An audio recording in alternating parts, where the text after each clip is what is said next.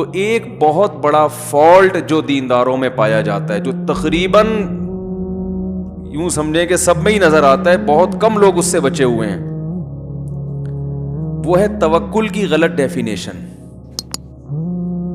توکل کی غلط ڈیفینیشن اس چیز میں تقریباً سب ہیں. نمبر 2، معاملات میں گڑبڑ. دین کو صرف عبادات تک محدود کر دیا ہے، عبادت تک. معاملات میں کیا معاملہ ہے؟ معاملات سمجھتے ہیں یعنی وہ احکام جن کا لوگوں سے تعلق ہے، کوئی ڈیل کرنی ہے، حقوق و لباس سے تعلق ہے، بیوی بچوں سے، والدین سے، دوست احباب سے، یا کوئی ایگریمنٹ ہے کسی کے ساتھ. ان معاملات میں جتنی اہمیت سے اسلام نے ان معاملات کو بیان کیا ہے اتنی اہمیت دلوں میں ہے نہیں. نتیجہ کیا نکلتا ہے کہ لوگ جب دیکھتے ہیں کہ نماز میں بڑے پکے ماشاءاللہ، داڑھی بھی اور سارا حساب کتاب ایک دم فٹ فاٹ، لیکن کاروباری معاملات میں 2 نمبر ہے، جھوٹ بولتا ہے. معاملات میں یہ بھی داخل ہے بغیر تحقیق کے بات کو آگے نقل کر دینا.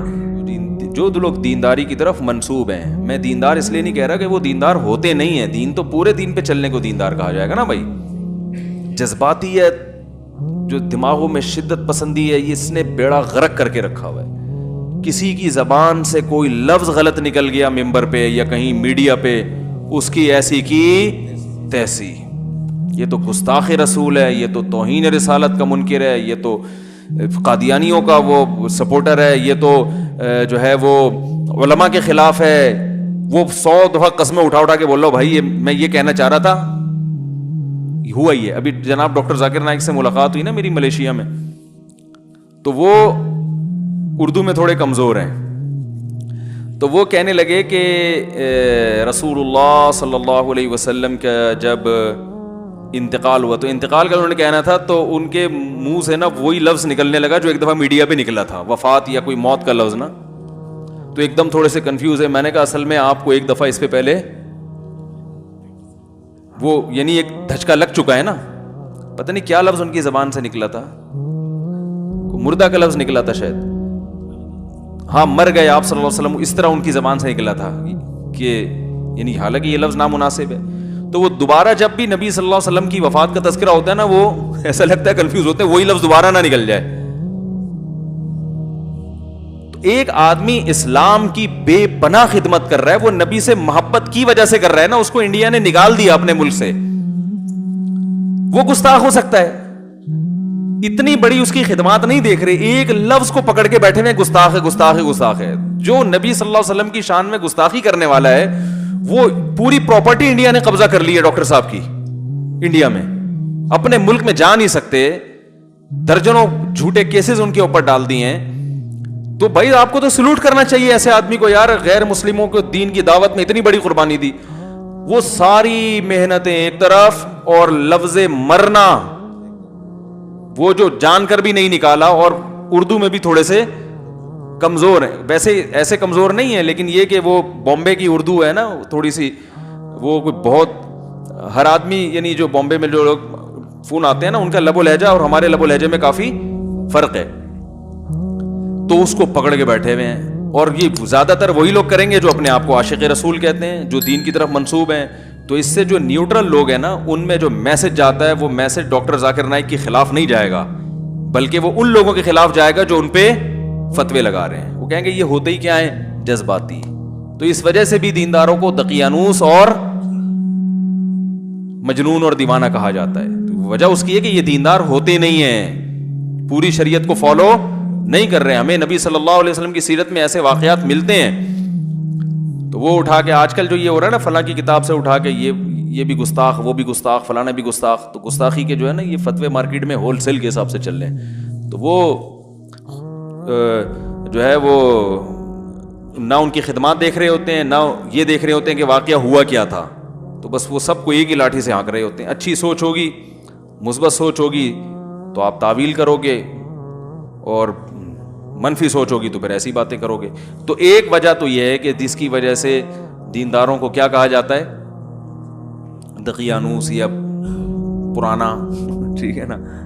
اس طرح کی. دوسری بات یہ جو میں نے بتایا توکل کی غلط ڈیفینیشن. ہمارے ہاں بہت معذرت کے ساتھ بہت سے دینداروں کو دیکھا ہے اللاجیکل کام زیادہ کرتے ہیں. ایسا کام کریں گے جس کی کوئی سینس نہیں ہوگی. بولیں گے اصل تو نتیجہ کس کے ہاتھ میں ہے بھائی؟ اللہ کے ہاتھ. الٹے کام کرے گا. ڈاکٹر نے بتایا ہے کہ آپ کا کولیسٹرول لیول اس اسٹیج تک پہنچ چکا ہے, اگر آپ نے پرہیز نہیں کیا تو آپ کسی بھی وقت ایک دھماکے کے ساتھ پھٹ سکتے ہیں. صبح پھر انڈے کھا رہا ہوگا, پراٹھے کھا رہا ہوگا, دیسی گھی پی رہا ہوگا. بھائی موت زندگی تو کس کے ہاتھ میں ہے؟ یہ بے دین لوگ یہ باتیں نہیں کرتے. وہ تو یہی کریں گے ابے بھائی تمیز سے چلو ڈاکٹر. ان کا تو اللہ پر ایمان ہی نہیں ہے نا, ٹھیک ہے نا. میں ان کی تعریف نہیں کر رہا کہ وہ صحیح کرتے ہیں, ان کی سوچ بھی غلط ہے. اس لیے کہ اگر سب کچھ ڈاکٹروں سے ہی ہو رہا ہوتا تو یہ ڈاکٹر جو آپ کو مشورہ دے رہا ہے خود کیوں مر جاتا ہے؟ ٹھیک ہے نا, خود دھماکے سے کیوں. کئی ڈاکٹر ایسے ہیں جو لوگوں کا کولیسٹرول لیول جو ہے نا بالکل بیلنس کرتے کرتے اپنا آؤٹ کر دیا انہوں نے. سب کچھ سیٹ چلتے چلتے بھی وہ مشہور ہے نا کہ جب انسان کی شامت آتی ہے تو اونٹ پہ بیٹھے ہوئے آدمی کو بھی کتا کاٹ لیتا ہے. حالانکہ کوئی لاجک بنتی نہیں ہے اس کی. لیکن ہم تو اس کے مکلف ہیں کہ ہمارے کام کی لاجک ہونی چاہیے. تو اب کیا ہوتا ہے کہ توندے بھی نکلی ہوئی ہیں. ایک تو قدرت کی طرف سے پیٹ نکلتا ہے انسان کا, وہ تو اللہ کی طرف سے ہے. وزن بہت سے لوگوں کا بڑا ہوا ہوتا ہے. صحابہ میں بھی بہت سے ایسے تھے جو ان کا ویٹ زیادہ تھا, پیٹ بھی تھا بعض صحابہ کا, وہ قدرت کی طرف سے ہوتا ہے. لیکن اپنی حماقتوں سے پھر بیماریاں آ رہی ہیں, شوگر آ رہی ہے, بلڈ پریشر ہو رہا ہے, کوئی پرہیز نہیں, کوئی کھانے پر کنٹرول ہی نہیں ہے. اللہ کی نعمت ہے اور شکر ادا کرو. اللہ آخر میں شروع میں بسم اللہ پڑھو, آخر میں الحمدللہ العظیم نہ پڑھو تو کوئی نقصان نہیں ہو.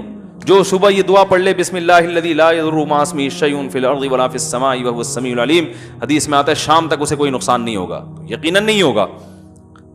لیکن جو اس کا یہ مطلب تھوڑی ہے کہ اب آپ پر جو احتیاطیں واجب تھی وہ بھی آپ کو پتا ہے اس گلی میں پاگل کتا گھوم رہا ہے, پھر آپ کو میں بسم اللہ الذی لا یضر پڑھ کے گلی سے گزروں گا. اگر کوئی اور گلی نہیں ہے گزرنے کے لیے, ٹھیک ہے نا, پھر تو چلو بھائی کوئی اور آپشن نہیں ہے, تو اب نقصان کا پورا اندیشہ ہے, تو اب میرے پاس کوئی آپشن نہیں ہے, تو چلو نبی نے جو دعا بتائی ہے وہ پڑھوں گا. اللہ کی رحمت سے امید ہے انشاءاللہ میری بچت ہو جائے گی. کیونکہ گزرنا بھی لازمی ہے اور کتا بھی ادھر ہے اور کوئی میرے پاس آپشن ہے نہیں. لیکن 10 گلیاں اور ہیں, پاگل کتا اس گلی میں ہے, تو آپ 100 دفعہ دعائیں پڑھ کے گزر جائیں تو پھر آپ گزریں گے تو اللہ کی قسم وہ کتا اتنا پاگل نہیں ہوگا جتنے پاگل آپ ہیں. لوگوں کو چاہیے کہ آپ سے بچیں. وہ آپ نے کسی کو کاٹ لیا نا تو کوئی ٹیکا کام نہیں آئے. اس پاگل کتے نے کاٹ لیا تو اس کے ٹیکے ہیں. آپ اگر کاٹ لو گے, حقیقت بتا رہا ہوں, وہ نہیں بچے گا پھر, کیونکہ آپ اس سے بڑے پاگل ہو. اس کو تو عقل نہیں ہے نا, آپ میں تو عقل ہے.